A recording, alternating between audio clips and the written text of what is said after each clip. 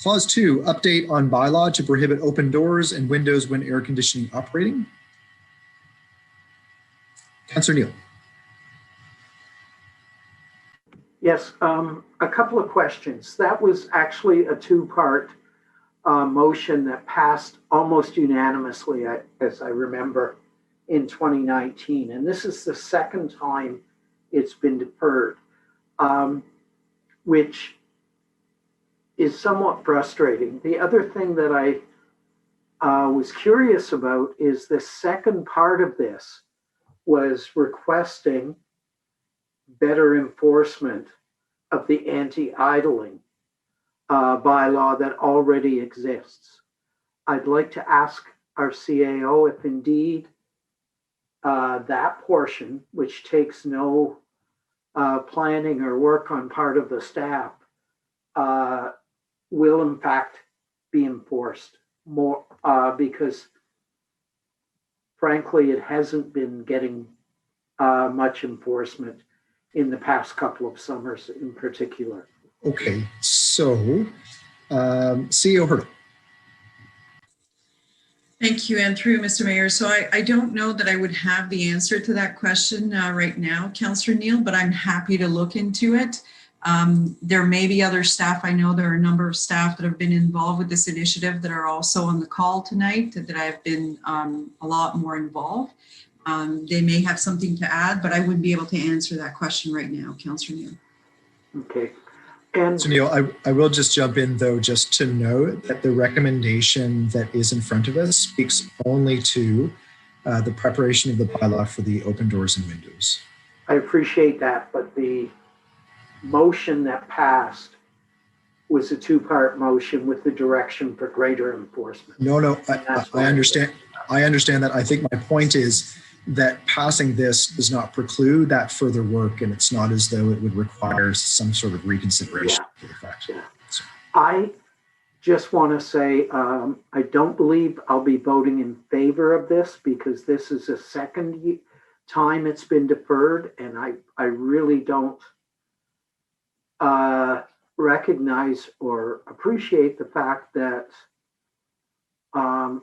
this was passed very early in 2019, almost unanimously, and we're deferring it yet again. So I won't be able to vote in favor of this. Thank you. And next is Councillor McLaren. Thank you. I also find this troubling. I think that we should be enforcing this pretty much right away. May I ask if I read the report correctly, is the biggest delay due to public consultation? Commissioner Egg or Commissioner Hugenboss or Ms. Salter-Keene. We've got three hands all at the same time. So. I'll start, Mr. Mayor, if I could, and maybe Ms. Salter-Keene can take over. So the staff did do public engagement and stakeholder engagement with businesses and the general public as per council direction on this motion. That work was done right before the pandemic hit, and then once the pandemic hit, several priorities and motions of council needed to be deferred. This is one of them that was as part of those deferrals. As the pandemic has continued and businesses are under a considerable amount of stress and changing guidelines and pivoting their businesses, especially downtown retail and restaurants, staff are recommending that it is indeed necessary to go back for more consultation on this because all that work was done before the pandemic. And that's the recommendation there. There were several concerns raised in the engagement about the effect it would have on business, on several businesses. And again, that was before the conditions of the pandemic presented themselves. So this is a recommendation from staff to defer so that more of that engagement can happen, and that information will be brought back to council and for early 2022. Councilor McLaren. Thank you. Okay, I totally disagree with that. So this is a special case where we have public consultation and we're asking individuals for their particular concerns on this. We are stuck in a framework known as the prisoner's dilemma. When an individual or a group of business looks at this and we ask them, how is this going to affect your business? Of course, they're going to say it's going to affect them negatively. The structure that we're dealing with is going to mean that if they look at their best interests from an individual perspective, they're going to get the worst outcome for themselves and for the community. And as an example of this is when they open their business, their doors, they increase their costs, okay? They think they're going to bring in other people, and it may work for the first person who does that. But when everybody does that, the benefit is lost, but the cost is still there. So this strikes me as one of those things that's as clear as arithmetic. If you get arithmetic, it's important to ask, like, what is 2 + 2? It's 4. But if you don't understand arithmetic, you're going to get the wrong answer, and we don't care about that opinion. Now, there is another motivation, which is even more troubling. If you had, as I saw in the report, there's a lot of people who felt that this was very bad for their business. If they are motivated because they can outlast the other by increasing costs to their competitor and then drive them out of business, that's the worst form of competition out there. And that may also be one of the motivations out there for saying this. I think this is really easy to do. Just do it. It's simple. I'm sure that the clerks could have the ability to write this in a few hours at the most. The public consultation that you're doing here is going the wrong way because of the particular structure that we're in. So I'm not going to support deferral on this. I think you should just write it and get it done. Thank you. Thank you. Deputy Mayor, would you take the chair? I take the chair and I recognize you. Thank you. I would just ask council to take a moment to reflect on what our small businesses have been through over the last year. I would like council to think about the restaurant owners, the retail store owners, those in the downtown and in other parts of the community that have struggled with unprecedented challenges, where just trying to keep their business afloat, trying to avoid laying off their employees, trying to just make ends meet over the last year. And I would suggest to council that this would be the time where perhaps we should keep their interest, their livelihoods front and center. This is not the time to be able to add a burden to the small business community. It is a burden, and we can debate whether or not it's a burden where the costs outweigh the benefits. And to be honest, yes, as has been mentioned, this was passed, not unanimously, but it was passed back in 2019. That was a very different world. And so I am asking council to please support this. Let's defer this. Let's give our small businesses a chance to get back on their feet first before we start to throw these additional challenges at them. I think that's the least that we can do. And I really hope that council will follow that direction. Thank you. Thank you. I return the chair. Okay, next on my list is Councillor Hutchison. Thank you, Mr. Mayor. I think we all agree, and we all voted for alleviation under pandemic conditions for small business throughout the city.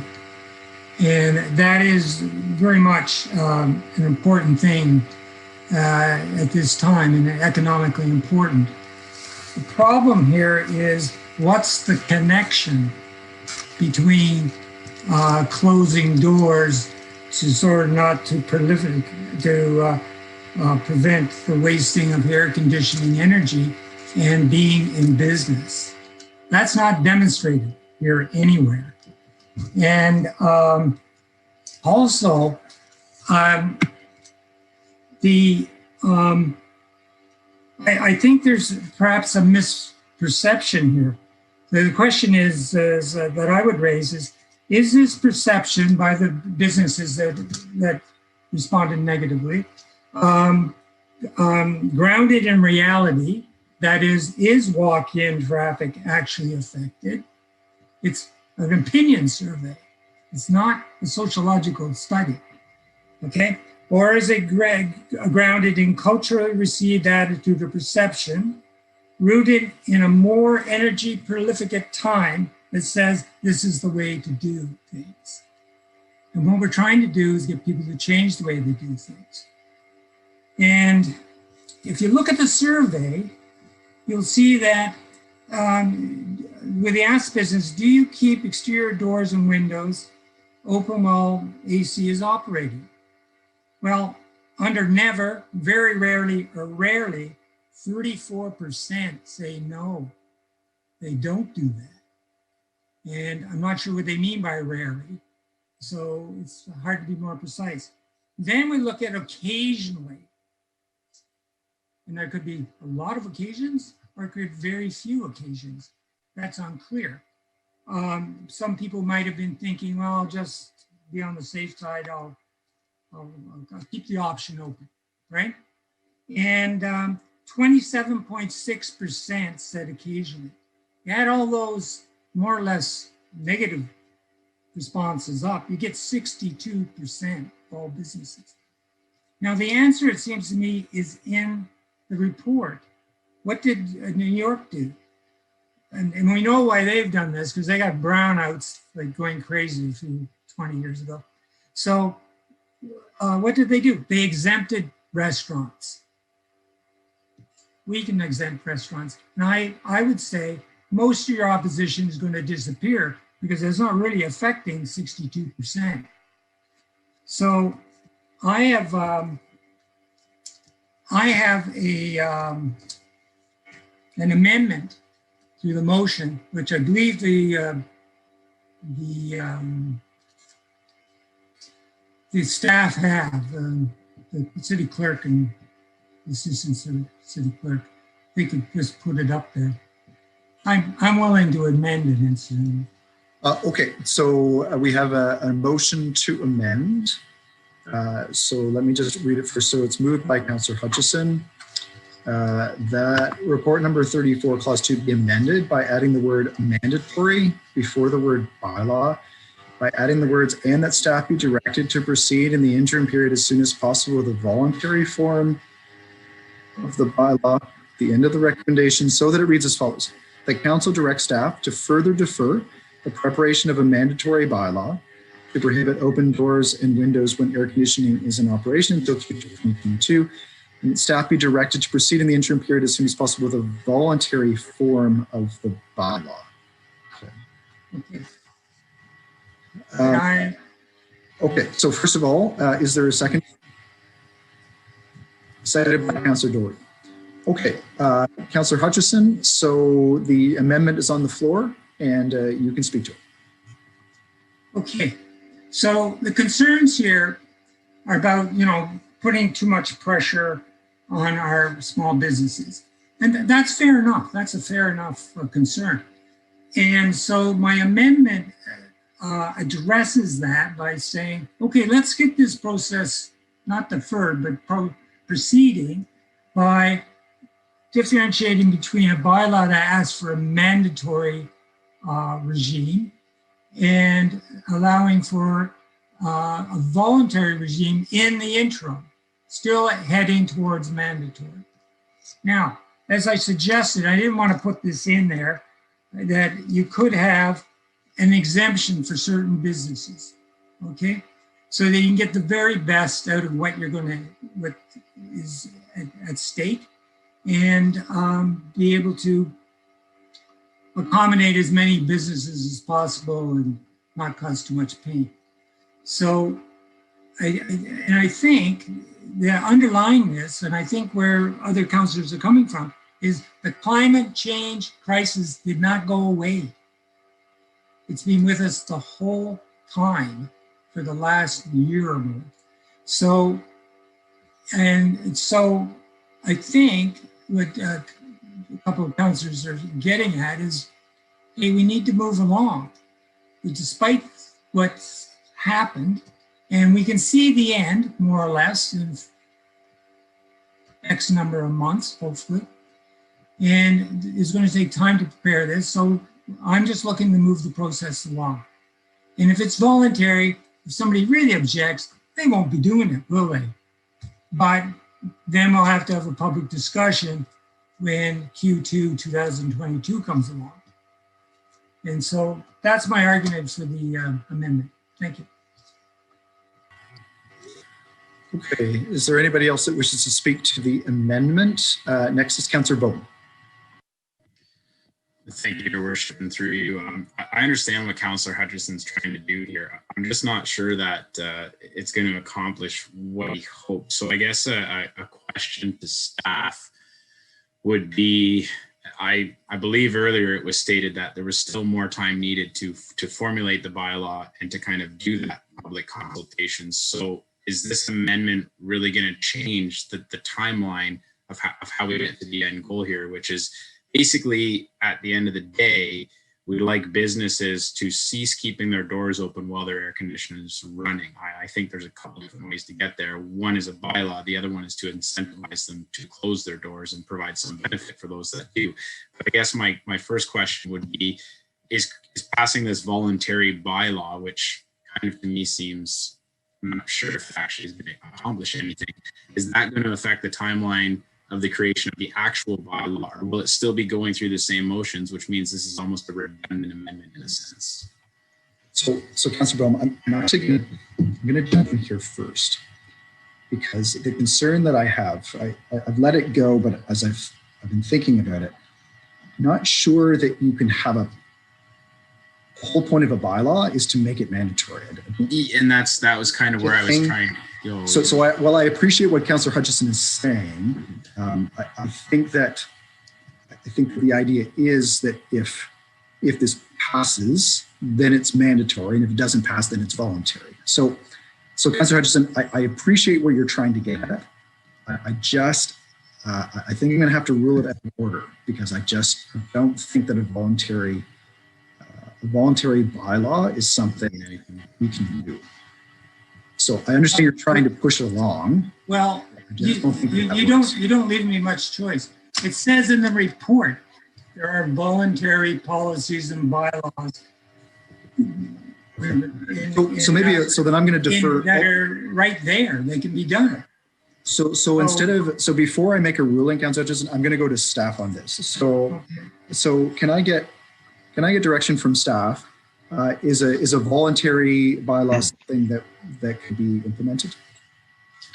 So thank you, Mr. Mayor. And sorry, the CAO may jump in here, and others who are better at enforcing bylaws than me and my team would be helpful.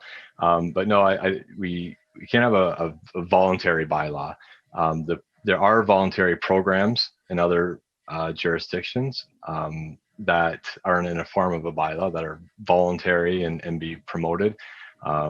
So if council were to direct staff to do something voluntary, we would need to dedicate some resources to preparing that and getting that word out.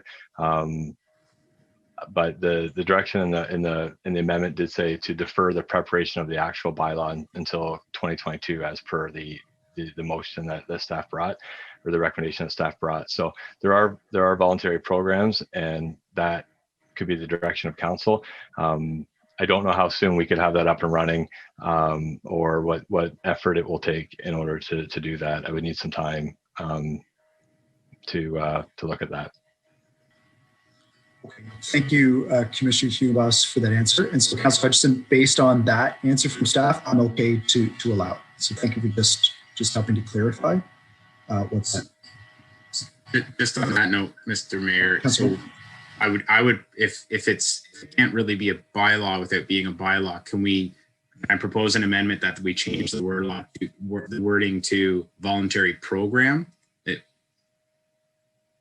In which case we could possibly get a voluntary program up and running right up until the bylaw actually occurs.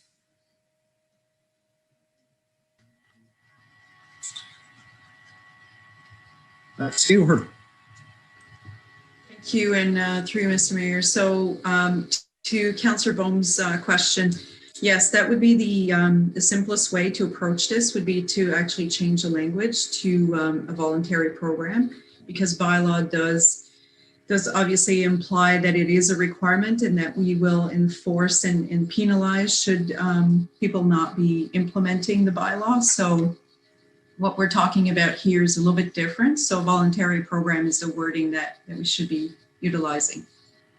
Okay, so with that, I would just propose a quick amendment that we use the wording. Okay, just before you do, Deputy Mayor Holland, point of order.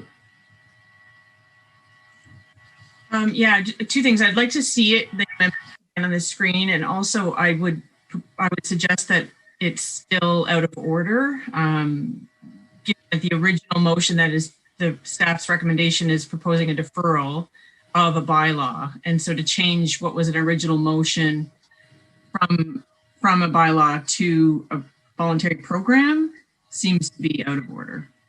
So a couple of points. First of all, let's put it up on screen first, and then I'll address your second comment, Deputy Mayor. Can we get this back up on the screen, please?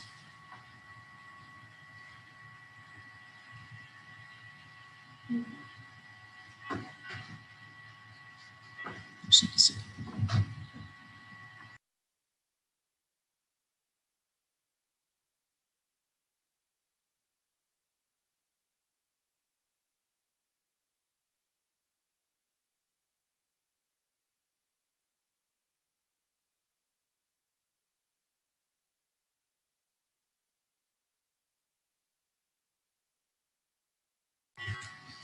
Okay, so I have a comment. If I can just see everybody on the screen again. Okay, so Deputy Mayor Holland, so your point of order is that this is a recommendation to defer the bylaw. So I would agree, except if the amendment is to clarify it is a mandatory bylaw, and then if Councillor Hutchison accepts the wording of a voluntary program, then I would suggest that that amendment is in order, because it would still be deferring the bylaw, but it would be speaking to a voluntary program in the interim.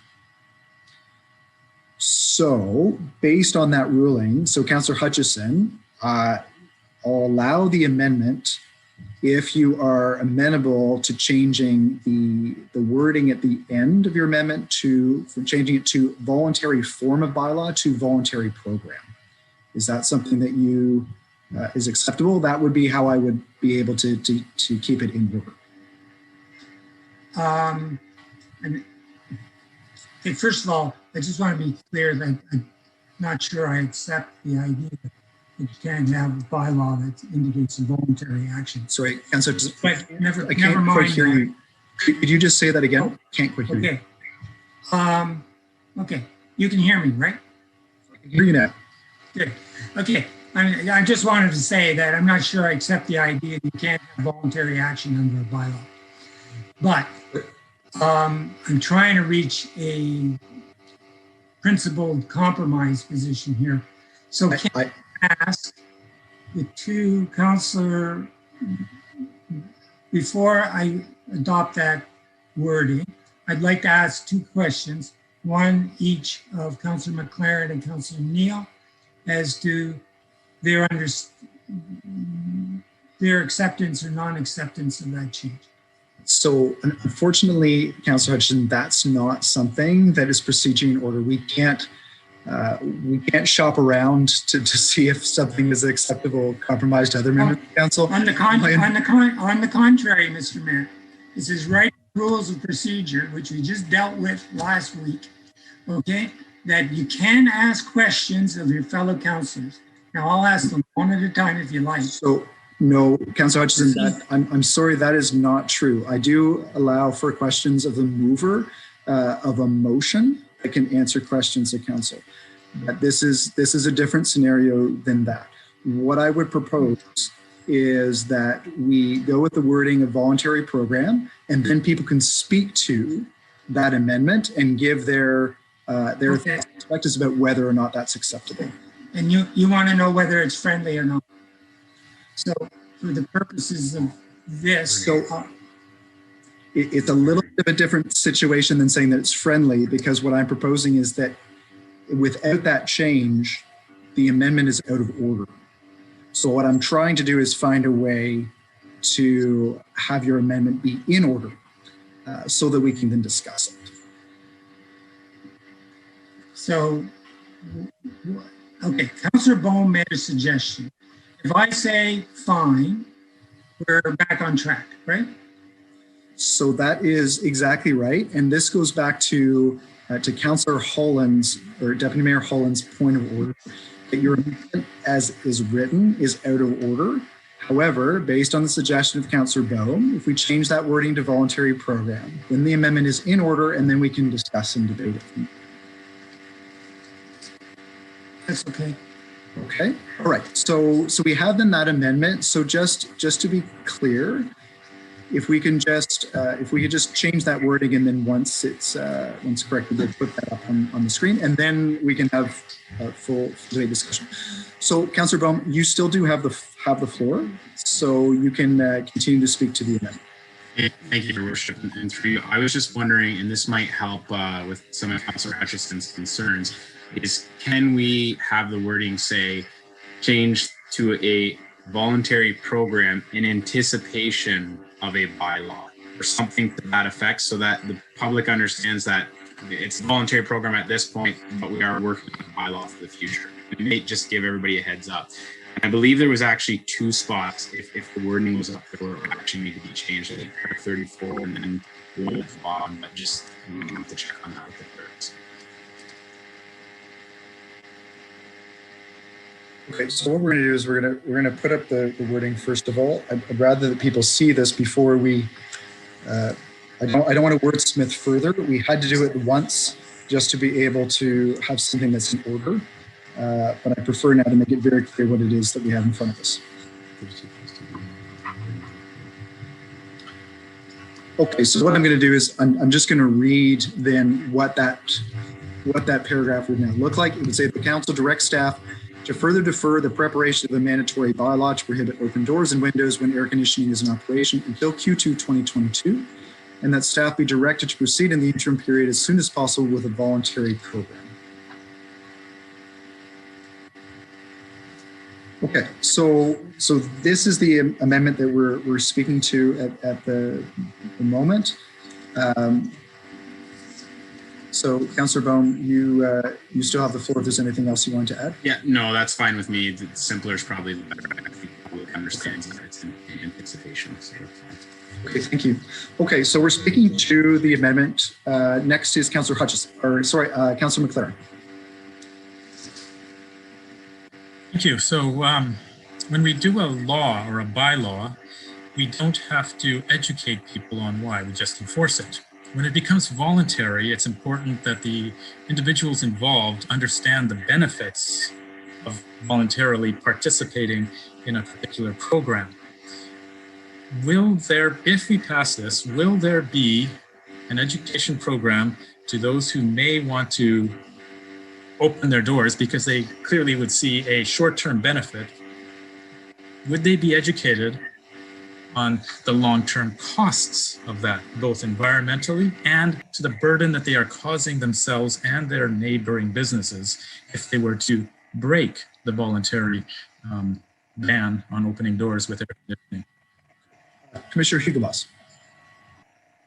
And thank you, Mr. Mayor, and through you. So absolutely, I think education and promotion is 100% necessary for any initiative that we want to do and impose on the community, whether it be a bylaw or a voluntary program.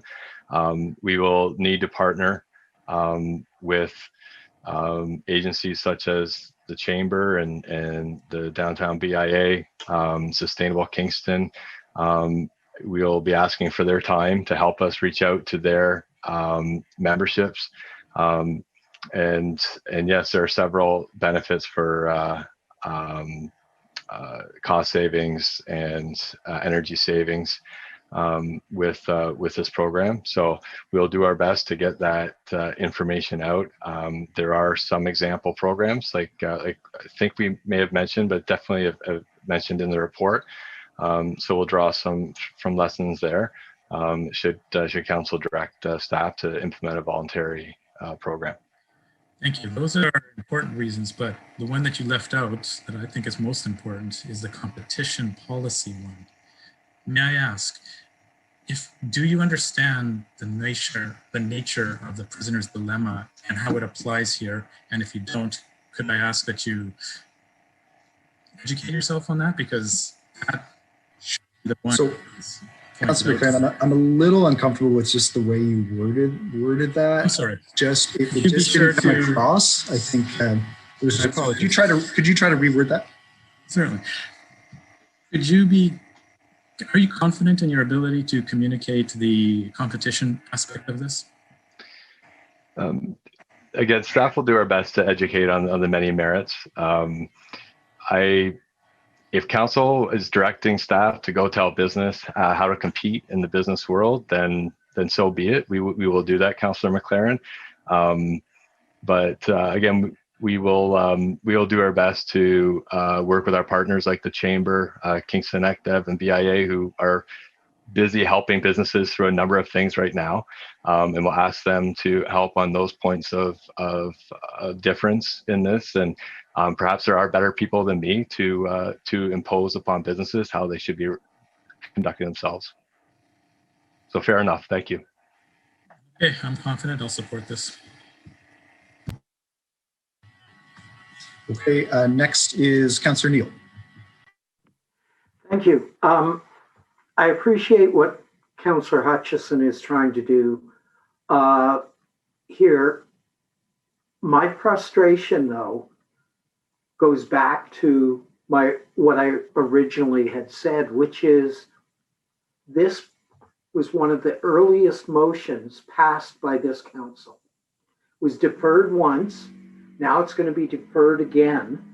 And so virtually for the whole period, almost the full period of this council term, we have direction from council that isn't being implemented by staff. And that continues to be a frustration. And I appreciate what Councillor Hutchison is attempting to do. And I'm glad that he left in that this wasn't going to replace the motion, but the deferral is still there. So we will be going almost for a full term with clear direction of council not being implemented by staff. And I find that frustrating, and for that reason, I won't be supporting the amendment, although I appreciate the intent of the amendment. Thank you. Thank you. I do see Commissioner Agnew with her hand raised. Commissioner Agnew, was there something that you wanted to add? Go ahead. Thank you, and through you, Mr. Mayor. I'm sorry I had my hand up earlier in the conversation, but there was a bunch of hands up all at the same time. The one thing I just wanted to provide for council's benefit that may help to address some of the concerns about the deferral is there needs to be the recognition of the substantial amount of work and resourcing on the enforcement side we needed to put in over the last 15 months with respect to COVID. We're doing a lot of work. We will continue to do a lot of work. We've needed to staff up to provide additional support relative to the different pieces of legislation to meet the public health commitments and also the expectation of our constituents. And the other component to this too is that this set of bylaws that's being discussed, and I recognize that there's a discussion here about a voluntary program, is that it takes a lot of work, people on the ground doing this that can take away from our resources that are allocated to priority work. So it's not a lack of willingness from staff, but also a capacity issue. And my team has been working, even though we don't enforce anything related to idling, that's actually the parking staff that do that. The parking staff have been working to step up and help my staff on the enforcement of all of the COVID-19 protocols, which have continued to increase. And our service has increased substantially over the last year in terms of the amount of service we're providing in terms of a 7-day detail from what was once a 5-day detail. So it's, there is that challenge there. And there was a question about that earlier in the process. And I wanted to make sure that I could provide that for council's benefit, that we are feeling quite constrained. And as Mr. Hugelboss indicated, one of the cornerstones of our enforcement approach is always education first. So certainly as part of any program, whether it would be a bylaw or a voluntary program at council's direction, education would be a first and foremost approach to make sure people understand what we're doing and why. Thank you. So next on my speakers list is Councillor Stroud.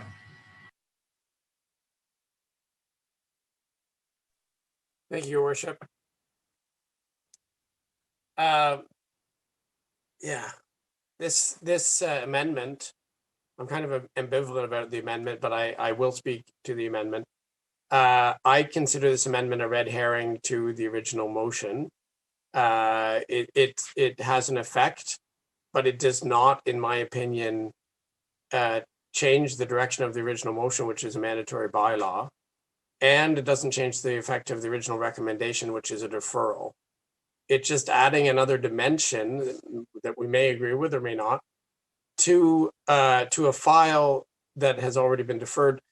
And the intent of the amendment is obviously well intentioned, as Councillor Neal said, but it doesn't actually affect the original direction, which, as Councillor Neal also said, is direction from council to staff that is not being followed.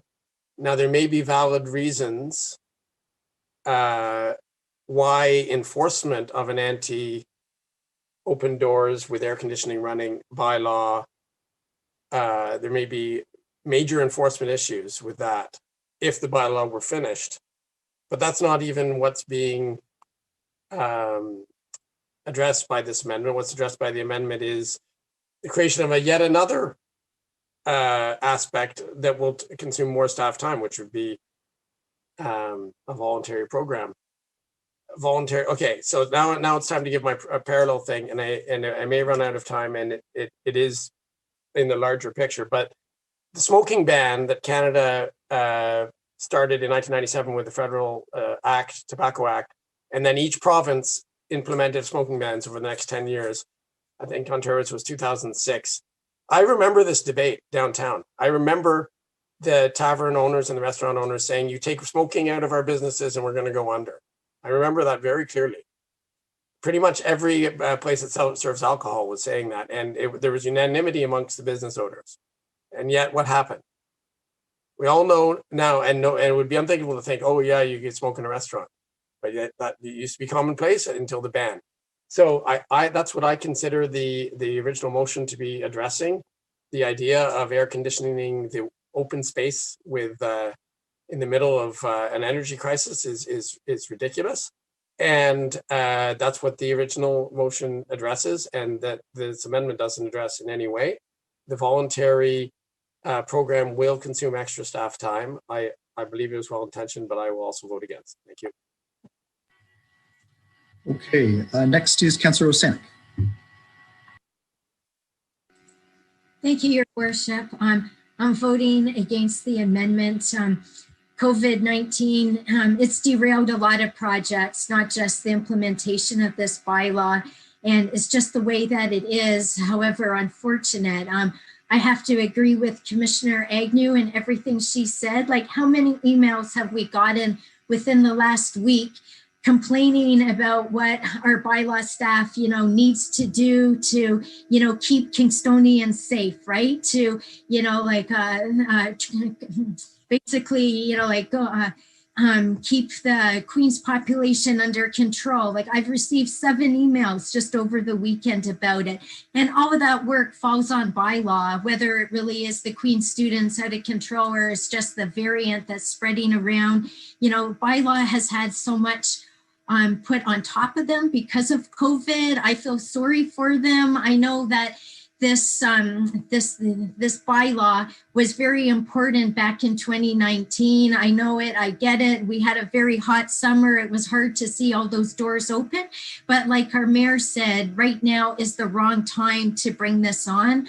However unfortunate it is to wait until the year 2022. So, and also with the voluntary program, you know, that we're talking about with this amendment, like that takes a lot of staff time as well. Like how for the businesses that will be closing their doors as part of this voluntary program, we'll have to do placards, right? Like we'll have to do signs for this voluntary program so that whatever business does intentionally close their doors, you know, can then advertise that they're doing this for the climate. Like that's going to cost money, and then that's going to cost time is money, you know, staff resources devoting to the voluntary program. I just think this summer's not the time to do it. And however unfortunate, I'm okay with waiting until next year in 2022. Thank you. Thank you. So I do still have a couple of speakers to the amendment. I just want to clarify. You will have a chance to speak to the main motion once we deal with the amendment. So we can just try to direct you really to whether or not to include the voluntary program with the default. So next on my list is Deputy Mayor Holland. Actually, no, I'm okay. I may speak to the main motion. Thank you. Next is Councillor Ostroff. Thank you, Mayor Patterson. I would just like to echo Councillor Osanek. I will be voting against the amendment and to just support staff in the original motion. Deferral. Thank you. Next is Councillor Doherty. Thank you. And through you, Mr. Mayor, I have a question for staff. Clearly, the message from council tonight is that we're very supportive of the original motion and that the bylaw is going to be introduced at some stage, hopefully very soon. So the question is about the amount of time and the burden to staff, because I also hear that loud and clear.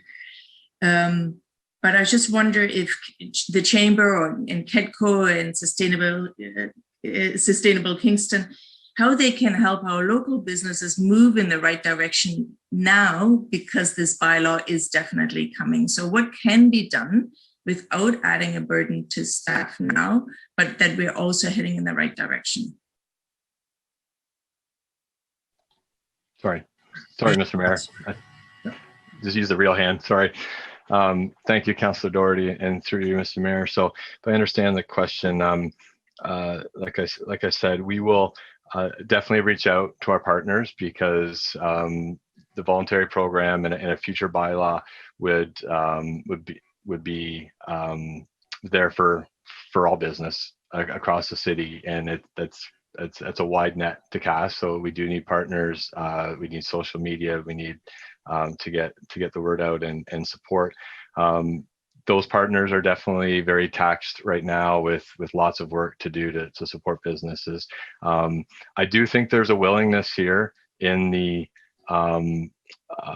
engagement feedback. There are several concerns, and we will work through those. And like I said earlier, we do need to go back and engage with business, because a lot of businesses have changed their model now because of the pandemic. So I don't think it would be fair to base the bylaw on feedback that was received over a year ago before the global pandemic. That said, I just do want to clear the air that staff is committed to council's motion. We will bring something back to council. It was my opinion as staff to make this recommendation to council to defer another year. I think the staff have worked very hard to engage and to, there was some preparation done before the pandemic. Back in 2020, there will be more work to do to bring a bylaw should this, whether this motion passes the next motion, the amendments, if it is deferred until 2022, there's still lots of work to do.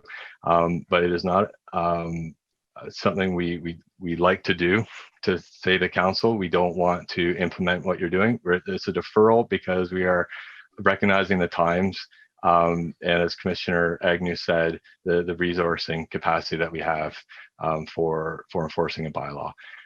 So I just wanted to say that, I do think, and I hope I answered your question too, Councillor Doherty, but happy to follow up. So yeah, thank you. So you actually, so what you are saying is even this program would be too much of a burden, not just for staff, but also for the other agencies. No, so sorry. If it's the will of council to direct to do a voluntary program, we will do that as soon as possible, as per the motion to amend. There are examples out there of these programs, but we will need to rely on partners, and those partners are also very busy right now. So how well we can do it right away, I don't know, to be completely honest with you. It's not something that we'd be able to roll out in a couple weeks. But there are good examples. It is a voluntary program, so we don't have to have every word right in a bylaw to enforce and define and do that sort of thing. But if it's the will of council to do that, we will implement a program and do our very best to partner with as many people that can help us to get that word out, to educate on the various aspects of why closing doors is a good thing, while at the same time protecting the health and safety of their employees and their business. Thanks. Okay, I don't see any other speakers for the amendment. So Councillor Hodgson, you have the last word on the amendment before we take the vote. Oh, thank you very much, Mr. Mayor. There's a number of arguments here that are good, decent arguments on both sides of this. The thing that struck me when I heard from somebody said, wanted to know what the heck we were doing by deferring this. For the second time, as Councillor Neal said, it struck me that when we passed the climate emergency motion, we were elected in 2018. Climate emergency motion came relatively quickly after that. And are we making any, and now it's 2021. There's about a year and a half left of this mandate. And so the question is for us, we have to look at, are we achieving what we set out to do, what we declared in our strategic priorities, and in particular on the climate change emergency? Well, we have done some good things, I think. So it's not a clear landscape one way or the other. But this was one of the things we thought we could do.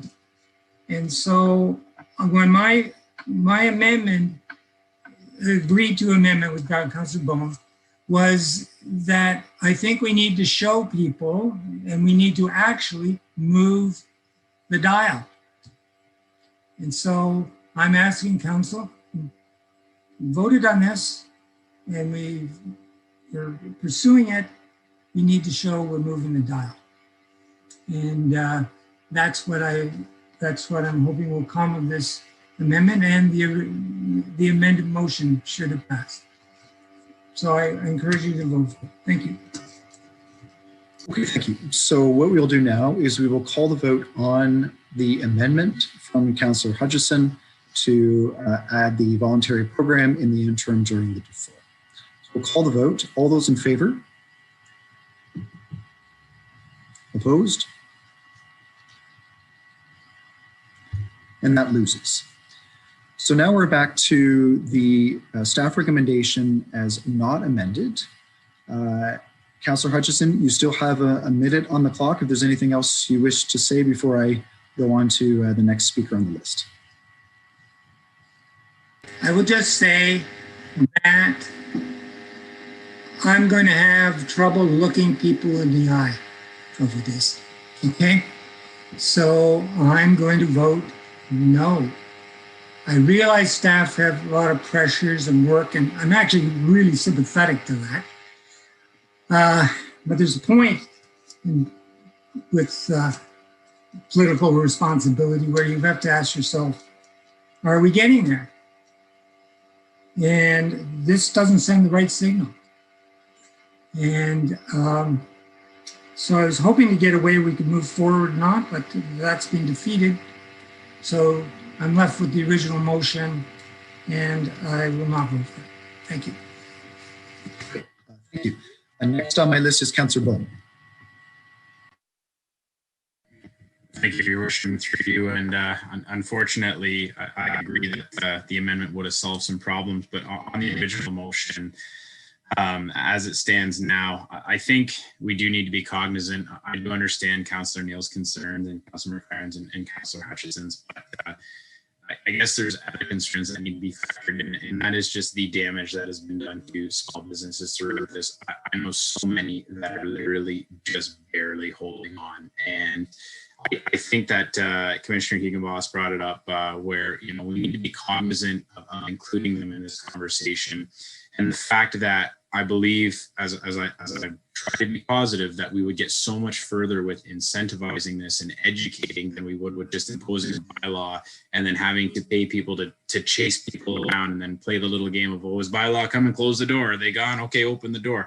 I think it's educating businesses, and this actually will speak a little bit to Councilor McLaren's point, where we should make businesses realize that the smart thing to do, the best business decision is to run with your doors closed, because that's going to mitigate so many different factors, and it's also going to cost you less money at the end of the day. And if we can show them that it doesn't reduce the foot traffic and show all the benefits that can come with it, I think that's a much better approach. In the grand scheme of things, though, I will support this deferral, and one of the reasons is that I do want closed doors, but I also don't want permanently closed doors. And I feel like if we don't do this in conjunction with the business community, that there's a real risk that some people will just kind of see this as, you know, the straw that broke the camel's back, or you know, the final straw, or the last little bit of thing that they can bear. And there's already so much pressure on small businesses. And I know that staff and the Downtown Business Association and all these things, we're trying to do everything we can to support them through this time. And we can't just pick one thing and pretend that COVID didn't happen, because it did, and it's still happening. And we are in the midst of the third wave of it, and we don't know how this is going to pan out. So, I mean, to really drop this on them at this point, I mean, it could possibly undo all the work we've done up till this point to support them. So with that in mind, I think this deferral, hearing more of the justifications from staff throughout this conversation actually does make sense. So I hope it passes, and I'll be supporting the deferral. Thank you. Thank you. Next is Councillor Stroud. Thank you, Your Worship. So I made some points earlier to the amendment that also apply here, but just for the interest of brevity, keep it simple. Look, either running your air conditioning with open doors is a good idea or it's not. In the opinion of this council, it was not. That was why we got so many votes in favor of an outright ban from the original motion. Now, it's one thing to pass a council motion, and it's quite another thing to have staff implement a bylaw. So that's what we're hitting bumps in the road with the actual nuts and bolts of the bylaw. That's what you're hearing loud and clear from staff. And I would say that if you follow pure logic, that was always going to be the case with a bylaw of this nature, and that pandemic or no pandemic, there's a significant amount of work if you want a bylaw that's going to be effective on this. But what we can't do is give the appearance that when we hit those bumps in the road, we can kick the can down the road, because that's exactly what all the major interests have done with climate change for the last 30 years. That's what has always been the case on every effort of any kind to be good to the environment. It always comes down to the argument of, but what about this? What about this right now? There's too much change right now. Let's look at it later. Let's look at it later. Let's look at it later. That's what this appears to be. And if you're just a regular Joe on the street, you hear that we kick this down the road another year, even if it's 100% logical from staff's point of view, it's contrary to what we set out in our climate emergency. It's contrary to the original motion, because either it's a good idea to do or it's not. There was never a time limit set on, I don't believe. And if there was, maybe it was unrealistic. But this work needs to continue. And it needs to continue under the current circumstances. And once the pandemic is over, we'll actually be back to very similar circumstances as we were before the pandemic, as far as who is allowed to go to businesses and who's not, and whether or not air conditioning blowing in your face on a summer day attracts you into the store or not. And you know, the pandemic's not going to change that reality, the perception of air conditioning the environment. And you know, we've got to stick with what we originally said, and this deferral is not consistent with the motion. Some would even argue it's out of order with the motion, because the motion is asking for the bylaw work to go until it's done.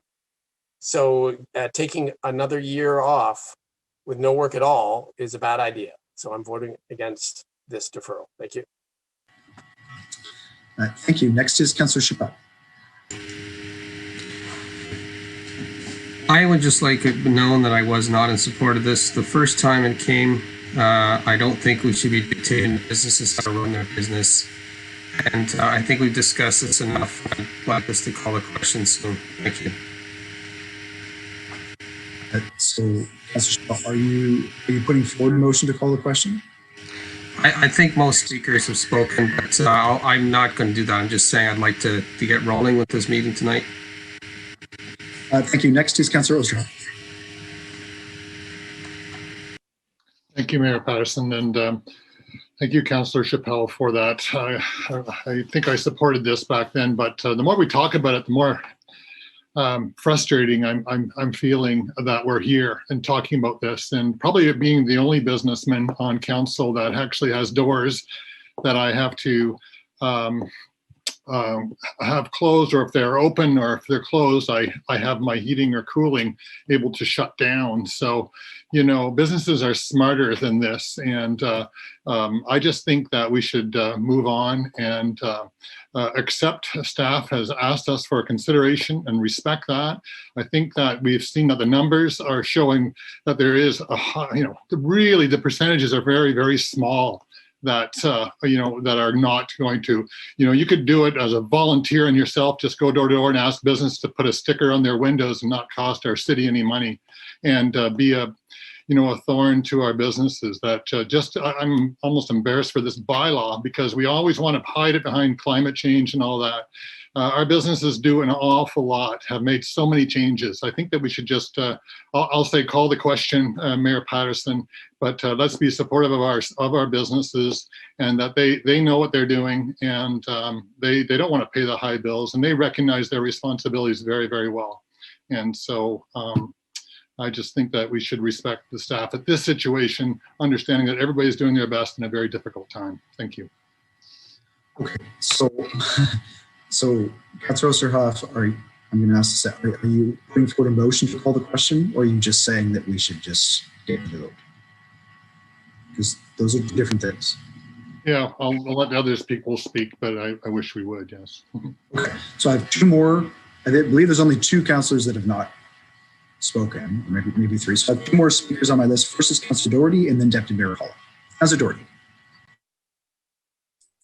Thank you, and through you, Mr. Mayor. Look, we often and almost, it's been a real frustration for anyone who cares about action on climate change that the economy always seems to trump climate change. And the reality is, just because we have a pandemic doesn't mean climate change has gone away. In fact, it hasn't, and it's escalating. Having said that, I think some of the comments that Councillor Stroud made, whether we have the pandemic or not, we would have had hurdles, perhaps we would have, but the reality is that we do have the pandemic. The reality is that, yes, this is a good idea, but we have a pandemic, we have bylaw staffs who are just overworked at the moment. We get, as Councillor Osanik so correctly stated earlier, that we get emails from residents all the time about bylaws. Why aren't bylaws here and there and absolutely everywhere at the moment? And I think we cannot ignore staff's concerns and keep loading them up with extra work.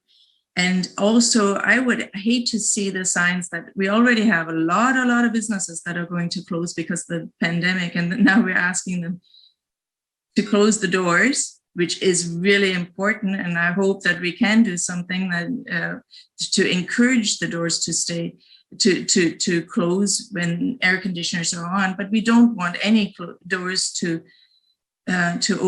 close permanently. And I think the message to our local businesses that employ local people, we want them to know that we support them. So we're going to ask them friendly to please close their doors in the summer when the air conditioner is on. But I am very reluctant. I can't support forcing this on them at this stage. So I am reluctantly, but I am going to vote for the deferral. Thank you. Next is Deputy Mayor Holland.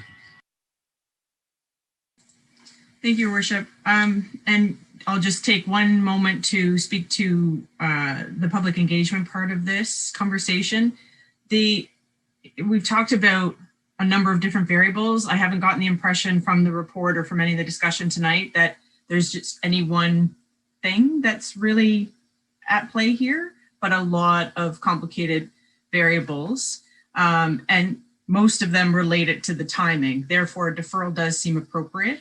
And I think mostly in terms of engagement, because if we are looking for education, then that requires businesses to be a part of the conversation about reducing emissions and all of that. And that's, I think that work is really valuable, and I want to see it happen. And I think that was a part of the original motion.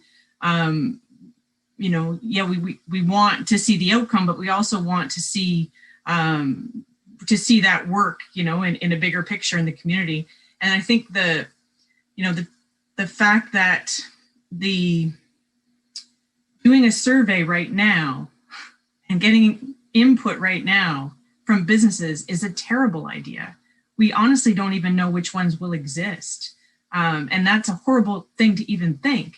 But the discussion isn't so much around bottom line versus climate. It's about, like, practically speaking, how do you figure out a way forward when we're in such a strange moment for our businesses in the city? So taking a bit more time, doing the real work of consultation seems the most appropriate way forward. So I'll support the deferral. Okay, so we will, I don't have any other speakers, so we will call the vote then on clause 2. All those in favor? Opposed? And that carries with Councillor Hutchison, McLaren, Neal, and Stroud opposed.